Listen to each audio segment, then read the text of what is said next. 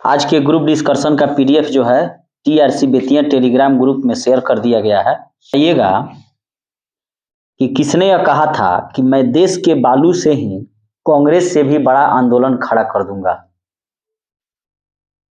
फिर से मैं प्रश्न को पढ़ देता हूं। यह किसने कहा था कि मैं देश के बालू से ही कांग्रेस से भी बड़ा आंदोलन खड़ा कर दूंगा? महात्मा गांधी ने। ठीक है। और ऐसा उन्होंने कहा था भारत छोड़ो आंदोलन शुरू करने से पहले कि अगर कांग्रेस मेरी बातों को नहीं मानती है तो मैं देश के बालू से ही कांग्रेस से भी बड़ा आंदोलन खड़ा कर दूंगा। अच्छा, नेक्स्ट बताइएगा कि कांग्रेस के प्रथम ब्रिटिश अध्यक्ष कौन थे? जॉर्ज यूल थे। और यह चौथा अधिवेशन जब 1888 में इलाहाबाद में हुआ था तो उसी की अध्यक्षता जॉर्ज यूल के द्वारा की गई थी और यह प्रथम अध्यक्ष थे, अंग्रेज अध्यक्ष। अगर यही पूछा जाए कि भारतीय राष्ट्रीय कांग्रेस के प्रथम मुस्लिम अध्यक्ष कौन थे? बदरुद्दीन तैयब जी। और ये तीसरे अधिवेशन जो 1887 मद्रास में हुआ था। ठीक है। और प्रथम अध्यक्ष के बारे में आप लोग जानबे करते हैं, डब्ल्यू.सी. बनर्जी, व्योमेश चंद्र बनर्जी कहिए या उमेश चंद्र बनर्जी कहिए। और प्रथम भारतीय राष्ट्रीय कांग्रेस के अधिवेशन में 72 प्रतिनिधियों ने भाग लिया था। और इसका ट्रिक है कि लगातार 10 तक का कि कौन अधिवेशन कहाँ कहाँ होगा। बक मई बक नाई लाम पुक, बक मई बक नाई लाम पुक। और प्रत्येक शहर का पहला वर्ड है। जैसे बक तो पहला बंबई और कलकत्ता, फिर मई तो मद्रास और इलाहाबाद, और नाई से हो गया नागपुर इलाहाबाद, और लाम लाहौर, और म से फिर मद्रास, और पुक से पूना और कलकत्ता। क्लियर है? अच्छा, नेक्स्ट प्रश्न बताइएगा कि डंडा फौज का गठन पंजाब में किसने किया था? डंडा फौज का गठन पंजाब में चमन देव ने किया था। ठीक है। और सनामी से क्लियर है कि डंडा वाले डंडा फौज। ठीक है। नेक्स्ट बताइएगा कि दीनबंधु मित्र का नाटक जो नील दर्पण है उसमें किसकी खेती करने वाले पर हुए अत्याचार का उल्लेख है? नील की खेती। और ये संबंधित है बंगाल से। तो बंगाल के जो किसान थे वे चावल की खेती करना चाहते थे क्योंकि चावल की खेती में उनको लाभ था। लेकिन वहां के जो जमींदार थे या जो अंग्रेज के जो नीलहे बागान मालिक थे वे जबरदस्ती उनसे अमान्य मूल्य पर जो है माने कम पैसे पर जो है नील की खेती करवाना चाहते थे। तो ऐसी स्थिति में किसानों द्वारा वहां विद्रोह किया गया और उसी का मार्मिक चित्रण जो है दीनबंधु मित्रा ने अपने नाटक नील दर्पण में उसका उल्लेख किया है। ठीक है। नेक्स्ट बताइएगा लोग।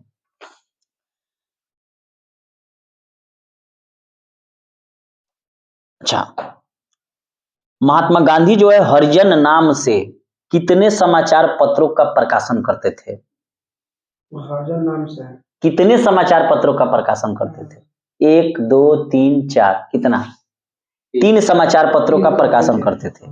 जैसे उसका नाम था हरिजन बंधु तो वो गुजराती भाषा में था, और हरिजन सेवक जो था वह हिंदी में था, और हरिजन सिर्फ था वो अंग्रेजी में था, और हरिजन जो अंग्रेजी में था वो पूरे से निकलता था। ठीक है। अच्छा, गांधी जी द्वारा गाया जाने वाला भजन वैष्णव जन तो तेने कहिए कि रचयिता कौन है? नरसिंह मेहता। गुजरात के हैं वो। ठीक है, नरसिंह मेहता। गांधी जी भी तो गुजराती थे, मोदी जी भी गुजराती हैं। नेक्स्ट बताइएगा कि बांटो और छोड़ो का नारा, बांटो और छोड़ो का नारा जो है मुस्लिम लीग ने किस अधिवेशन में दिया और कब दिया?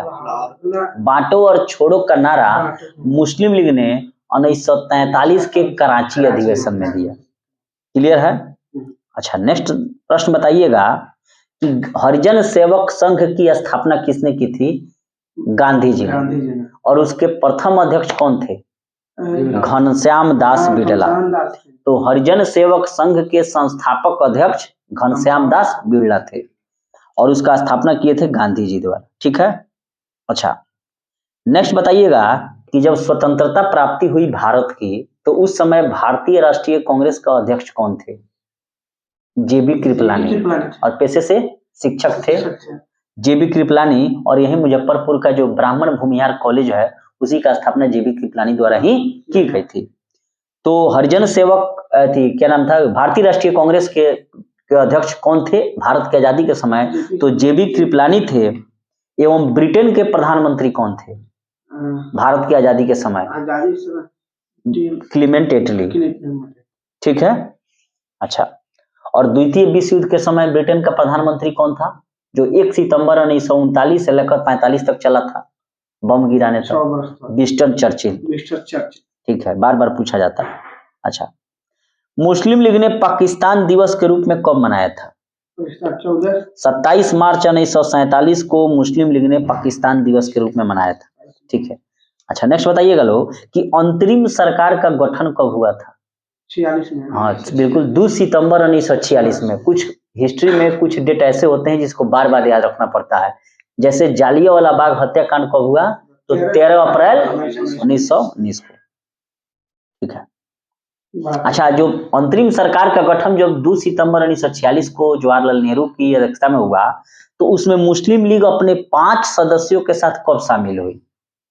26 अक्टूबर 1946 में शामिल हुई। नेक्स्ट बताइएगा लोग कि राष्ट्रवादी अहरार आंदोलन किसने प्रारंभ किया था? अहरार आंदोलन मजहरुल हक ने, और इन्होंने ही, मजहरुल हक ने ही पटना में सदाकत आश्रम की स्थापना की थी और मदरलैंड समाचार पत्र को भी निकाला था, जो आगे चलकर भारतीय राष्ट्रीय कांग्रेस का बिहार का केंद्र बना। अच्छा नेक्स्ट बताइएगा लोग कि निरंकारी आंदोलन की शुरुआत किसने की थी? दयालदास ने। निरंकारी आंदोलन की शुरुआत दयालदास ने की थी। ठीक है, और आत्मसम्मान आंदोलन की शुरुआत रामास्वामी नायंकर ने की थी। ठीक है, अच्छा, देव समाज के संस्थापक कौन थे? शिव नारायण अग्निहोत्री। भारत भारतीयों के लिए है, यह नारा किसने दिया? आर्य समाज ने। और वेदों की ओर लौटो का नारा किसने दिया? आर्य समाज ने। शुद्धि आंदोलन किसने चलाया? आर्य समाज ने। और आर्य समाज की स्थापना 1875 में बंबई में किसने की थी? स्वामी दयानंद सरस्वती ने। और सत्यार्थ प्रकाश की रचना हिंदी में किसने की थी? तो दयानंद सरस्वती ने। वेलेंटाइन सिरोल एक अंग्रेज था, उसने एक व्यक्ति और एक और संस्था को भारतीय अशांति का जनक कहा। व्यक्ति में किसको कहा था? बाल गंगाधर तिलक को, और संस्था में आर्य समाज को। पाखंड खंडनी और अखंड पताका किसने फहराई? तो यही आर्य समाज ने। शुद्धि का मतलब समझ करते हैं कि जो लोग क्रिश्चियनिटी या अन्य धर्मों को जो ग्रहण कर लिए थे हिंदू में, उन्हीं को पुनः धर्म वापसी किया गया। नेक्स्ट में चलिएगा लोग कि शिकागो में जो विश्व धर्म सम्मेलन हुआ, कब हुआ था? 93 में। और उस सम्मेलन में कौन व्यक्ति भाग लिए थे? स्वामी विवेकानंद। स्वामी विवेकानंद को तूफानी हिंदू भी कहा जाता है, और उनका वास्तविक नाम क्या था? स्वामी नरेंद्र दत्त। ठीक है, और स्वामी विवेकानंद के द्वारा ही रामकृष्ण मिशन की स्थापना की गई थी अपने गुरु जी के। हाँ, तो उनके गुरु जी कौन थे विवेकानंद के? रामकृष्ण परमहंस। और रामकृष्ण मिशन की स्थापना विवेकानंद ने की थी। ठीक है, नेक्स्ट बताइएगा लोग, बंगाल में मुस्लिम जागरण का पिता किसे कहा जाता है? बंगाल में मुस्लिम जागरण का पिता नवाब अब्दुल लतीफ को कहा जाता है। नेक्स्ट बताइएगा लोग कि दिल्ली षड्यंत्र केस में मुखबरी किसने की थी? सबसे पहले ही बताइए कि दिल्ली षड्यंत्र केस आखिर है क्या? दिल्ली षड्यंत्र केस किसे कहा जाता है? उसमें कौन सी घटनाएं हुई थी? दिल्ली षड्यंत्र केस में जब लॉर्ड हार्डिंग जो है राज दरबार आयोजित किया था, आना था जॉर्ज पंचम को, और राजधानी को कलकत्ता से दिल्ली स्थानांतरित करना था, तो भव्य दरबार हुआ था। उसी समय लॉर्ड हार्डिंग द्वितीय जो था वो हाथी पर सवार होकर मने हमारे परेड टाइप का बुझिए, तो उसी में रास बिहारी बोस एवं भारत के अन्य क्रांतिकारियों ने मिलकर मास्टर अमीर चंद्र दीनानाथ, ये सब कोई था, अवध बिहारी लाल, बाल मुकुंद वाजपेयी, इन सभी लोगों ने मिलकर बम मारा। लेकिन क्या हुआ? हाथी से तो गिर गया वो लॉर्ड हार्डिंग द्वितीय, भारत का वायसराय, लेकिन बच गया। उसी को कहा जाता है दिल्ली षड्यंत्र केस। और उसी में मुखबिरी कौन कर दिया? मुखबिरी का मतलब सरकारी गवाह कौन बन गया? तो 10 से दिल्ली, तो 10 से दीनानाथ। दीनानाथ। और वहीं से रास बिहारी बोस कहाँ चले गए? जापान में, जापान भाग और जाकर वहां आजाद हिंद फौज का गठन कर दिए। अगर ये प्रश्न पूछेगा कि आजाद हिंद सरकार का गठन किसने किया? सुभाष चंद्र बोस ने। स से सरकार तो स से सुभाष चंद्र बोस। ठीक है। अच्छा, अलीपुर केस में सरकारी गवाही कौन बन गया? अलीपुर बम कांड। अलीपुर है कहाँ? कोलकाता में। वहीं पर है भारत का सबसे बड़ा चिड़ियाघर अलीपुर, कोलकाता में चिड़ियाघर। तो अलीपुर बम कांड में सरकारी गवाह बन गया था नरेंद्र गोसाई। ठीक है। और इसी से कौन बच निकले थे? अरविंद घोष। अरविंद घोष भाग निकले। हाँ हाँ, बच गए और जाकर अरविंदो आश्रम का स्थापना किए कहाँ? पांडिचेरी। तो बार बार ये प्रश्न पूछता है कि अलीपुर बम कांड से कौन क्रांतिकारी बच निकला जो आगे चलकर सन्यासी बन गया? अरविंद घोष। ठीक है। नेक्स्ट बताइएगा लोग कि भारत में सबसे कम उम्र में फांसी की सजा पाने वाला क्रांतिकारी कौन था? खुदीराम बोस थे। ठीक है। इनको मात्र समझिए कि 12-13 साल की उम्र में इनको फांसी दे दिया गया था, 13-14 साल की उम्र में, और जानबूझकर कागजों में 18 साल लिखा गया। जब इनको गिरफ्तार किया गया किंग्सफोर्ड की हत्या के प्रयास में, अब बम मारा लोग, किंग्सफोर्ड बच गया, लेकिन पिंगले कैनेडी जो है सो मारा गया। अब वहां भगत सिंह, चंद्रशेखर आजाद गोली मारना था स्कॉट को, लेकिन मार दिए लोग सैंडर्स को, और इधर उसका चरण सिंह भी मारा गया। तो खुदीराम बोस को माने फांसी न हो इसके लिए यहाँ के महिलाएं, बिहार बंगाल की जो महिलाएं थी, खुदीराम बोस लिखा हुआ मर्दानी कुर्ता पहनता था। और खुदीराम बोस का संबंध बंगाल के क्रांतिकारी संगठन अनुशीलन समिति से था। और अभिनव भारत कहाँ का क्रांतिकारी संगठन था? महाराष्ट्र का। ठीक है। देखिए, क्रांतिकारी गतिविधियां शुरू होती है बंगाल से ही, अब महाराष्ट्र तक फैलते हुए चला जाता है कहाँ तक? पूरे पंजाब, दिल्ली तक फैल जाता है। और पंजाब में कौन थे? भगत सिंह। भगत सिंह के चाचा भी बहुत बड़े क्रांतिकारी थे। ये मतलब ये पूरा खानदान क्रांतिकारी में था। नेक्स्ट बताइएगा लोग कि इनकलाब जिंदाबाद का नारा किसने दिया था? भगत सिंह। और इनकलाब का? मोहम्मद इकबाल। शहीद ए आजम के नाम से किसे जाना जाता है? भगत सिंह को। और चंडीगढ़ एयरपोर्ट का नाम भी शहीद भगत सिंह कर दिया जाएगा। ठीक है। अच्छा, भगत सिंह को फांसी की सजा सुनाने वाला जज कौन था? हिल्टन था। ठीक है। भगत सिंह को फांसी की सजा सुनाने वाला जज का नाम क्या था? हिल्टन था। अगर वहीं पूछा जाए कि खुदीराम बोस के मुकदमे में जज कौन था? कर्नल डफ। नाम उसका वही है, कर्नल डफ। तो भगत सिंह को हिल्टन ने। ठीक है। अच्छा, सबके लिए एक जाति, एक धर्म और एक ईश्वर का नारा किसने दिया? और वही नारायण गुरु, जिनको बाद में गोली भी मार दिया गया दिल्ली में जब भाषण दे रहे थे। तो नेक्स्ट बताइएगा कि सवर्ण हिंदुओं की, माने सवर्ण का मतलब होता है ऊंची जाति के, तो ऊंची जाति के हिंदुओं की फांसीवादी कांग्रेस कहकर कांग्रेस का चरित्र चित्रण किसने किया था? कि सवर्ण हिंदुओं की पार्टी है ऊंची जाति की, मोहम्मद अली जिन्ना ने। ठीक है। मैं एक क्रांतिकारी के रूप में कार्य करता रहूंगा, यह किसने कहा है? जवाहरलाल नेहरू ने। भारत के प्रथम प्रधानमंत्री को जवाहरलाल नेहरू ने बहुत सारी किताबें लिखे हैं, जैसे ग्लिम्पिज ऑफ वर्ल्ड हिस्ट्री, मेरी 51 कविताएं। अच्छा, मेरी 51 कविताएं तो अटल बिहारी वाजपेयी लिखे हैं। ठीक है। नेक्स्ट बताइएगा लोग। अच्छा, महात्मा गांधी को महात्मा की उपाधि किसने दी थी? रविन्द्रनाथ टैगोर ने। चंपारण सत्याग्रह के सफलता से प्रभावित होकर महात्मा गांधी जी को महात्मा की उपाधि रविन्द्रनाथ टैगोर ने दिया था। ठीक है। अच्छा, महात्मा गांधी को राष्ट्रपिता किसने कहा था? सुभाष चंद्र बोस ने। रंगून रेडियो से दिए थे। अच्छा, अर्धनग्न फकीर किसने कहा था? फ्रैंक मॉरिस ने। और देश, सुनिए लो, महात्मा गांधी जी को महात्मा की उपाधि रविन्द्रनाथ टैगोर ने दी। क्लियर है।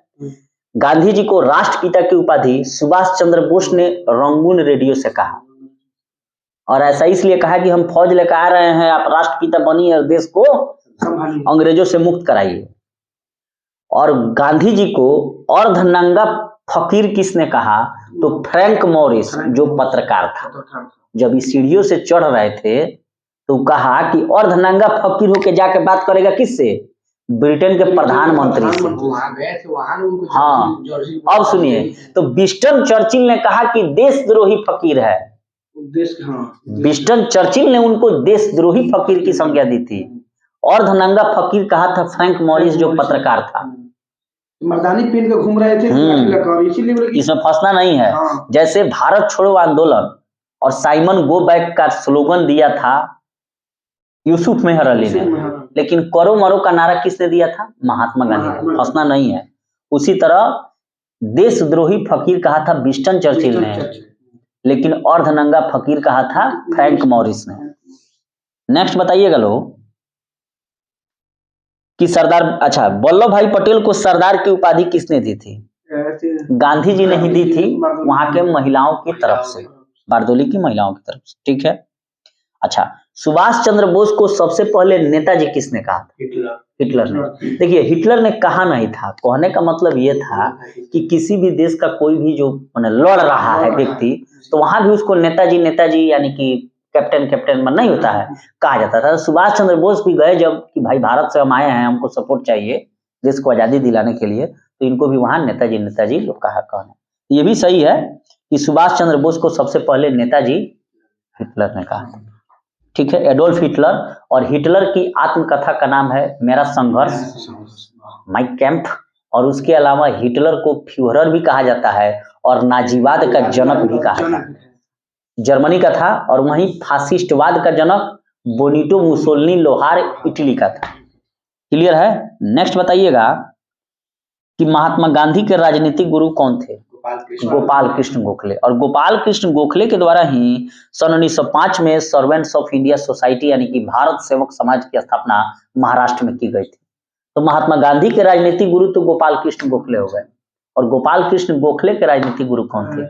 एमजी रनाडे, महादेव गोविंद रनाडे। ठीक है, ये लोग काफी माने इंपॉर्टेंट व्यक्तियों में स्थान ये लोग रखता है। हाँ, नेक्स्ट बताइएगा लोग, किसके कहने पर महात्मा गांधी ने सन 1915 से लेकर 1917 तक प्रारंभिक 2 वर्षों तक पूरे भारत देश का भ्रमण किया?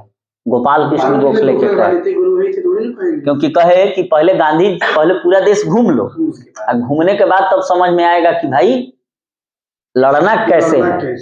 ये तो सही है कि वहां भी साउथ अफ्रीका में अंग्रेज हैं और भारत में भी अंग्रेज हैं, ये तो एक चीज कॉमन है, लेकिन वहां का कल्चर अलग है और यहाँ का कल्चर अलग है। दुश्मन तो एक ही है, लेकिन जगह अलग है। नेक्स्ट बताइएगा लोग कि सुभाष चंद्र बोस के राजनीतिक गुरु कौन थे? देशबंधु चित्तरंजन दास। और चित्तरंजन दास को हम लोग बार बार याद करते हैं कि 1922 के गया अधिवेशन की अध्यक्षता उनके द्वारा की गई। विधानसभाओं में प्रवेश के मुद्दा ये चाहते थे, लेकिन कांग्रेस ने उसको सिरे से खारिज कर दिया। तब देशबंधु चित्तरंजन दास एवं मोतीलाल नेहरू ने मिलकर इलाहाबाद में जो है अखिल भारतीय स्वराज पार्टी की स्थापना कर डाली। ठीक है, और उसके प्रथम स्वराज पार्टी के प्रथम अध्यक्ष चित्तरंजन दास थे। नेक्स्ट बताइएगा, भारत का बिस्मार्क किसे कहा जाता है? लौह पुरुष वल्लभ भाई पटेल को। ठीक है, देश के गृह मंत्री भी थे, प्रथम गृह मंत्री, और इन्हीं के याद में इनको बनाया गया है स्टेचू ऑफ यूनिटी। और कहाँ बनाया गया है? गुजरात में नर्मदा नदी के तट पर साधु बेट कहिए, दुनिया के सबसे बड़ा। अच्छा, भारतीय पुनर्जागरण का पिता किसे कहा जाता है? राजा राम मोहन राय को। और राजा राम मोहन राय ने 1815 में आत्मीय सभा की स्थापना की, 1828 में ब्रह्मा समाज की स्थापना की, सती प्रथा का अंत करवाया लॉर्ड विलियम बेंटिक के सहयोग से। और राजा राम मोहन राय को युगदूत किसने कहा था? सुभाष चंद्र बोस ने। ब्रह्मा क्रॉनिकल मैगजीन जैसे पत्रों को यही निकालते थे। The precepts of Jesus, gift to monotheist, यही लिखे हैं। मैंने कहने का इनका मतलब ये था कि अंग्रेजी में जो चीज है, फारसी में जो चीज है, उसको ही हिंदी में रूपांतरण कर दिए कि लो खाली तोहनिए के बाइबिल सर्वोपरि बा, हमनी के गीता नहीं खे। इनका कहना यह था। और भारतीय समाचार पत्रों का अग्रणी भी राजा राम मोहन राय को ही कहा जाता है। बहुत इंपॉर्टेंट ये व्यक्ति हैं राजा राम मोहन राय। ये सती प्रथा के लिए हम लोग काफी इनको याद करते हैं। अच्छा नेक्स्ट बताइएगा लोग कि अखिल भारतीय हरिजन संघ की स्थापना किसने की थी? पुणे में की गई थी 1932 में महात्मा गांधी के द्वारा। अगर वही प्रश्न पूछा जाए कि बहिष्कृत हितकारिणी सभा की स्थापना किसने की थी? भीमराव अम्बेडकर ने 1924 में। बड़ा कंफ्यूजन होता है। कंफ्यूजन होता है। और स्वतंत्र श्रमिक पार्टी की स्थापना B.R. अम्बेडकर ने ही 1936 में की थी। नेक्स्ट बताइएगा लोग कि राष्ट्रीय युवा दिवस किसके लिए मनाया जाता है? राष्ट्रीय युवा दिवस ये है स्वामी विवेकानंद, 12 जनवरी। अच्छा, यंग बंगाल आंदोलन का प्रवर्तक कौन था? Henry Vivian Derozio. Young Bengal आंदोलन का प्रवर्तक हेनरी विवियन डेरिजियो था। ठीक है, नेक्स्ट बताइएगा लोग कि कांग्रेस ने किसकी अध्यक्षता में भारत छोड़ो आंदोलन का प्रस्ताव पारित किया था? कांग्रेस ने किसकी अध्यक्षता में भारत छोड़ो आंदोलन का प्रस्ताव पारित किया था? मौलाना अबुल कलाम आजाद की अध्यक्षता में। हंसना नहीं चाहिए, बहुत इंपॉर्टेंट प्रश्न है कि कांग्रेस ने मौलाना अबुल कलाम आजाद की अध्यक्षता में भारत छोड़ो आंदोलन का प्रस्ताव पारित किया था। क्लियर है? नेक्स्ट बताइएगा लोग कि इंदु प्रकाश समाचार पत्र किसके द्वारा निकाला जाता था? वही अरविंद घोष के द्वारा। इंदु प्रकाश समाचार पत्र अरविंद घोष के द्वारा ही निकाला जाता था। और आखिर इंदु प्रकाश चर्चा में इतना क्यों आया? क्योंकि इसी इंदु प्रकाश में अरविंद घोष ने लिखा कि न्यू लैम्प्स फॉर ओल्ड, अर्थात बूढ़े आदमी के लिए नई लालटेन। बूढ़े आदमी को दिखाई देगा तो उसको नया लालटेन देने से कोई फायदा है? तो उन्होंने किस पर एक कमेंट किया था? भारतीय राष्ट्रीय कांग्रेस पर। क्यों किया था? क्योंकि इनके प्रयास से कुछ नहीं हो रहा था और बंगाल का विभाजन लॉर्ड कर्जन ने कर दिया 1905 में। नेक्स्ट बताइएगा कि भारत के पितामह यानी कि grand old man of India इसे कहा जाता है?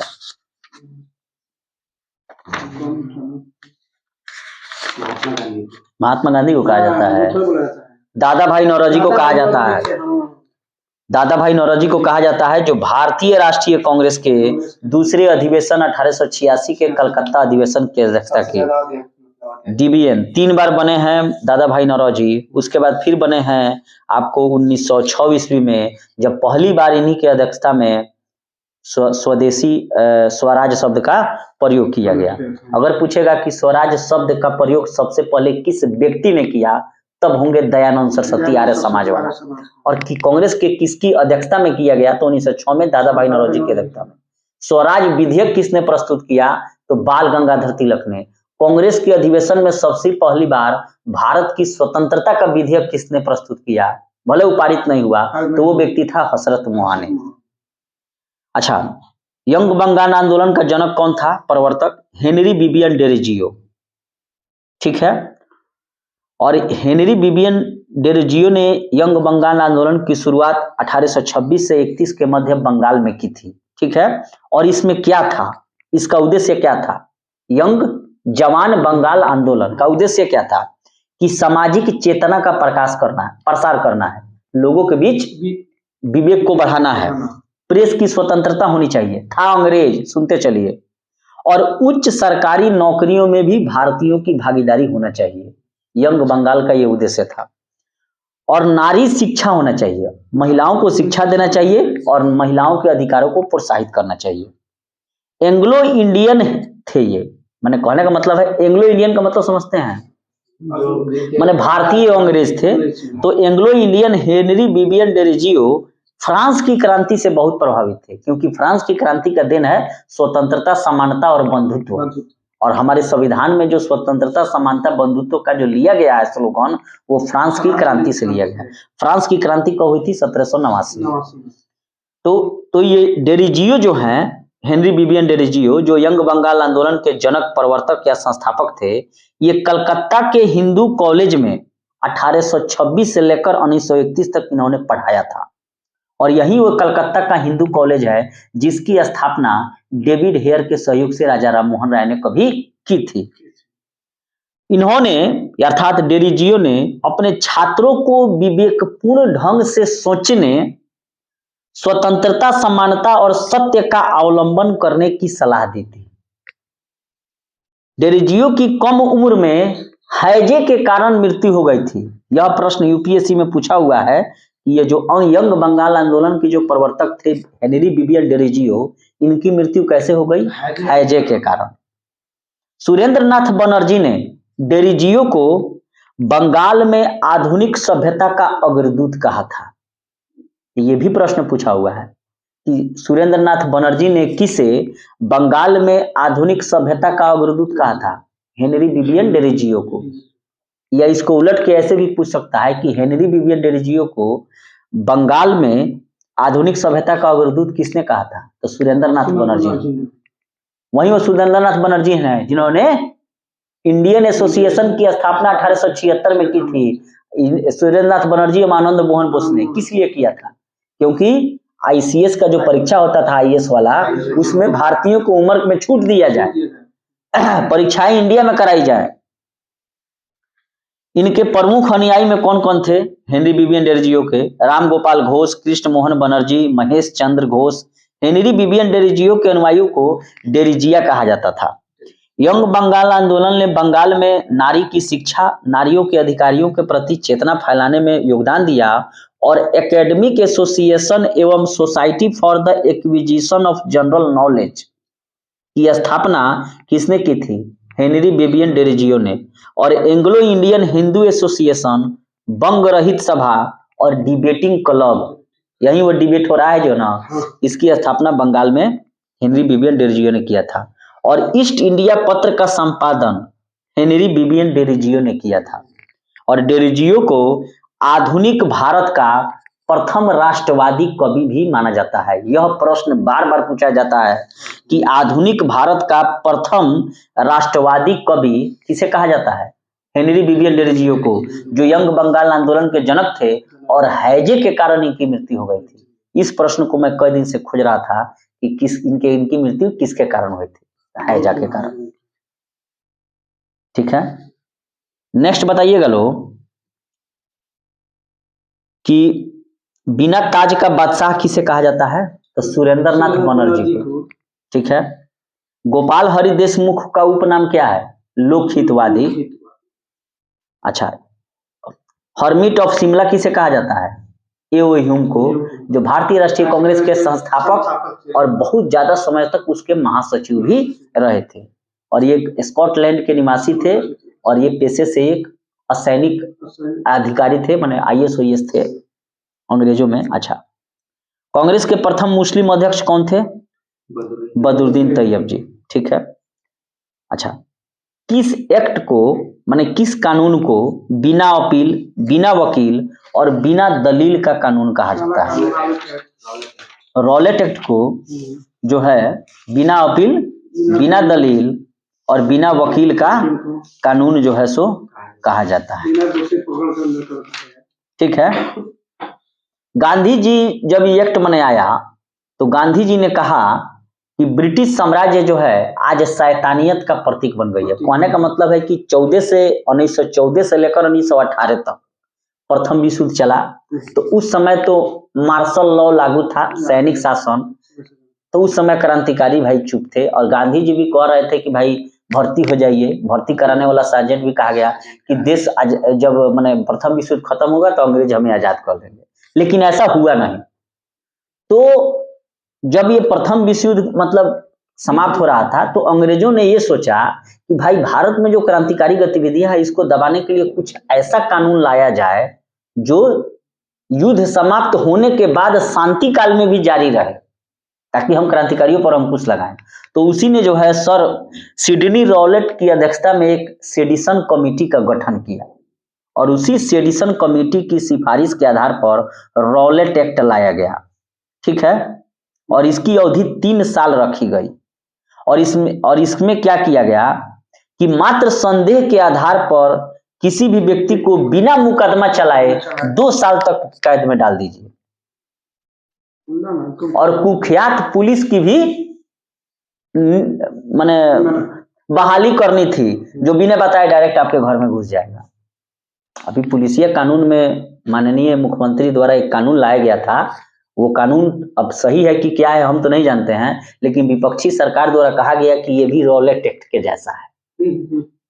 मैंने कहा गया, मैंने उनके वक्तव्य को हम कह रहे हैं, अब अच्छा ही कानून होगा, क्योंकि जो सरकार होता है वो वर्तमान परिप्रेक्ष्य में किसी भी एक्ट को लाता है तो वो अच्छा के लिए ही लाता है। जैसे आधार कार्ड आया तो अच्छे के लिए आया, उसके भले ही दुष्परिणाम होंगे, प्रत्येक क्रिया के बराबर और विपरीत प्रतिक्रिया तो होती ही है, प्रत्येक कानून का एक डार्क पार्ट भी होता है।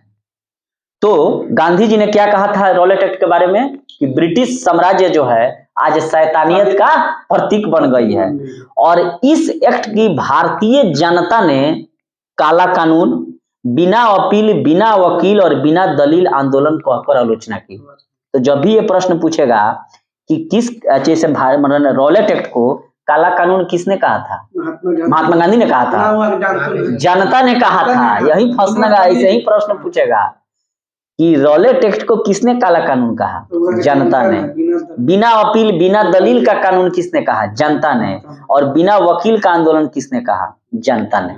गांधी जी ने कहा था कि ब्रिटिश साम्राज्य अब शैतानियत का प्रतीक बन गई है। ऐसे ही अब प्रश्न पूछेगा, क्योंकि पढ़ाई अब काफी भास्ट हो रहा है, समझे।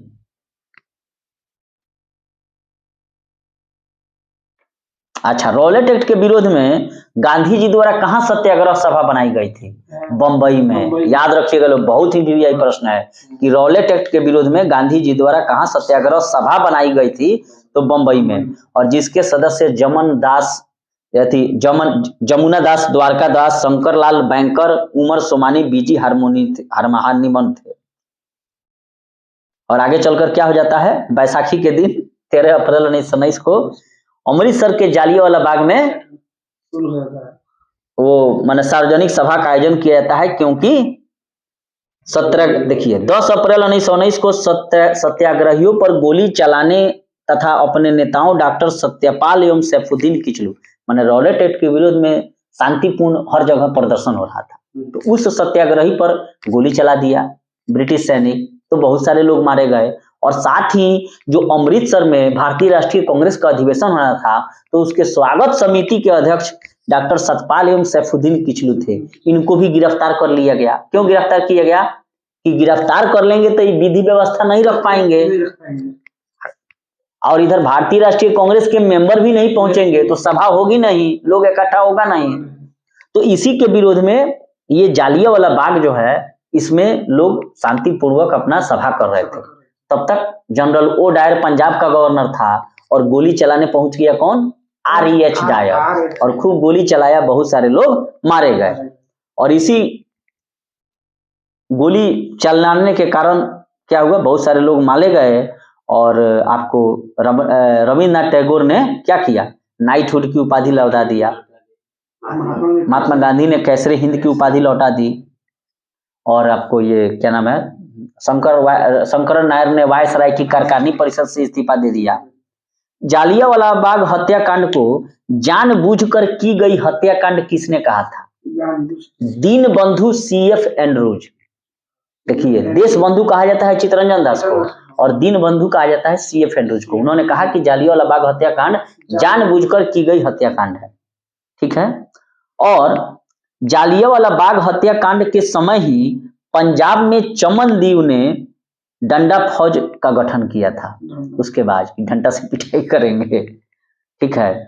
और सजा के रूप में जो डायर था उसको नौकरी से बर्खास्त कर दिया गया, और डायर की प्रशंसा में हाउस ऑफ कॉमन्स में भाषण दिए गए, और उसे ब्रिटिश साम्राज्य का शेर कहा गया, और स्वॉर्ड ऑफ ऑनर यानी कि मान की तलवार दी गई, और 2600 पाउंड की धनराशि दी गई।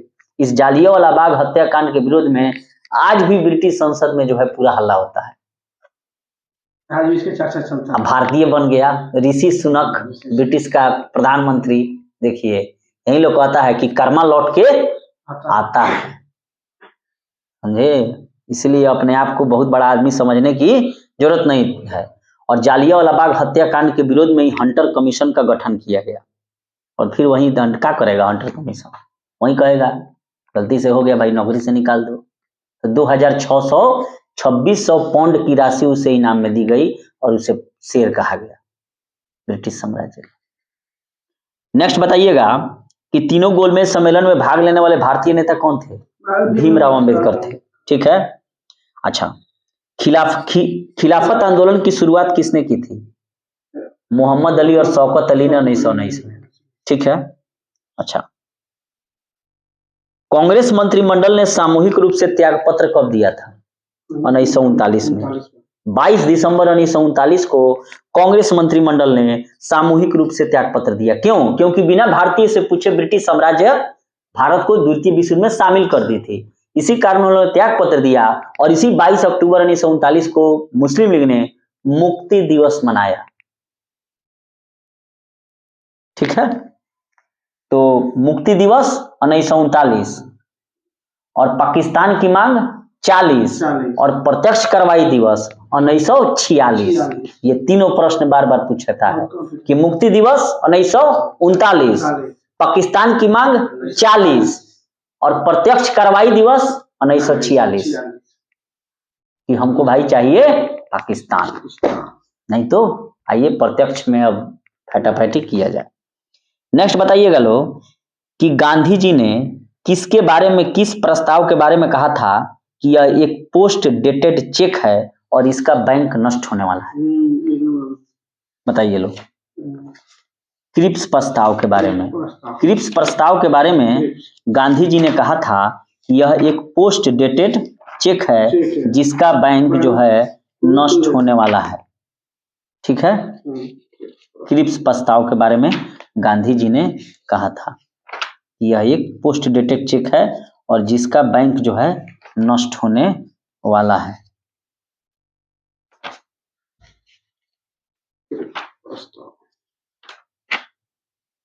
क्रिप्स मिशन कब आया था? 1942 में।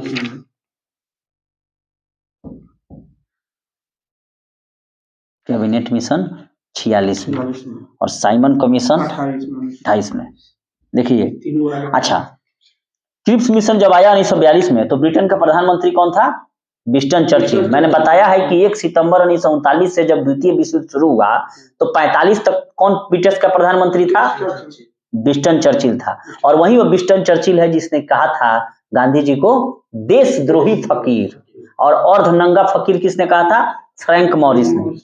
तो यही विंस्टन चर्चिल जो है तो लेबर पार्टी का था। ठीक है। और ये विंस्टन चर्चिल जो था लेबर पार्टी का था और इसी के समय 1942 में भारत में क्रिप्स मिशन आया स्टोफेड क्रिप्स की अध्यक्षता में। ठीक है। और आया और ये कहा कि भाई युद्ध में हमारा सहयोग कीजिए और उसके बाद आपको डोमिनियन स्टेट देंगे। तो भाई कांग्रेस कहा कि हमको डोमिनियन स्टेट नहीं चाहिए, हम आपका गुलाम नहीं रहना चाहते हैं। मुस्लिम लीग ने भी कहा कि हम गुलाम नहीं रहना चाहेंगे। और इस पर जो है गांधी जी ने कहा कि एक पोस्ट डेटेड चेक है जिसका बैंक नष्ट होने वाला है। ऐसा चेक देता रहे जकर आगे चल के बैंक के तार खत्म हो जाए तो हमारा डोमिनियन स्टेट लेके का हुई। जवाहरलाल नेहरू ने कहा था क्रिप्स मिशन के बारे में कि ऐसा बैंक जो अब टूट रहा है, यानी कि दिवालिया होने वाला है। तो दोनों शब्दों में याद ध्यान रखिएगा कि पोस्ट डेटेड बैंक किसने कहा? जिसका बैंक नष्ट होने वाला है, फेलिंग बैंक गांधी जी ने, और दिवालिया होने वाला बैंक पंडित जवाहरलाल नेहरू ने। नेहरू ने कहा था कि उनके पुराने मित्र क्रिप्स, यानी कि क्रिप्स जो था स्टोफेड क्रिप्स, वो नेहरू जी भी तो पढ़ते थे वहां लंदन में, तो इनके पुराने मित्र थे। तो कहे कि मेरा पुराना मित्र जो है क्रिप्स शैतान के वकील बनकर आए हैं। और शैतान किसको कहा था? वो विंस्टन चर्चिल को। वही ना प्रधानमंत्री था कि नेहरू जी ने कहा कि मेरा पुराना मित्र क्रिप्स जो है शैतान के वकील बनकर आए थे और उनकी योजना के क्रियान्वयन का परिणाम देश के अनगिनत विभाजनों की संभावनाओं के दरवाजे खोल देगा। मुस्लिम लीग ने इसे दो आधारों पर अस्वीकार कर दिया था। एक तो इसमें पृथक निर्वाचन की कोई व्यवस्था नहीं थी। बार बार यह प्रश्न पूछा जाता है कि क्रिप्स मिशन में निम्न में से कौन प्रस्ताव नहीं था, तो उसमें लिखेगा पृथक निर्वाचन मंडल की व्यवस्था नहीं था। इसी को मारना है ऑप्शन में। क्रिप्स प्रस्ताव ने अप्रत्यक्ष रूप से पाकिस्तान बनने में महत्वपूर्ण भूमिका निभाई। अप्रत्यक्ष रूप से, डायरेक्ट रूप से नहीं, समझे? अच्छा नेक्स्ट बताइएगा लो कि इंडिपेंडेंस फॉर इंडिया लीग, खूब ध्यान से सुनिएगा लो, दो गो प्रश्न है। एगो है इंडिया इंडिपेंडेंस लीग जिसकी स्थापना रास बिहारी बोस ने की थी, IIL, इंडियन इंडिपेंडेंस लीग, रास बिहारी बोस। अगर यही कहे इंडिपेंडेंस फॉर इंडिया लीग तो इसकी स्थापना जवाहरलाल नेहरू और सुभाष चंद्र बोस ने की थी। तो IIL वाला याद रखिए, इंडिपेंडेंस इंडियन इंडिपेंडेंस लीग रास बिहारी बोस और independence for India league Jawaharlal Nehru Subhash Chandra Bose. अच्छा स्वतंत्रता आंदोलन के दौरान जो सेलुलर जेल था वो कहाँ था? काला पानी की सजा अंडमान में। आर्य महिला सभा की स्थापना किसने की थी? पंडित रमाबाई ने। ठीक है।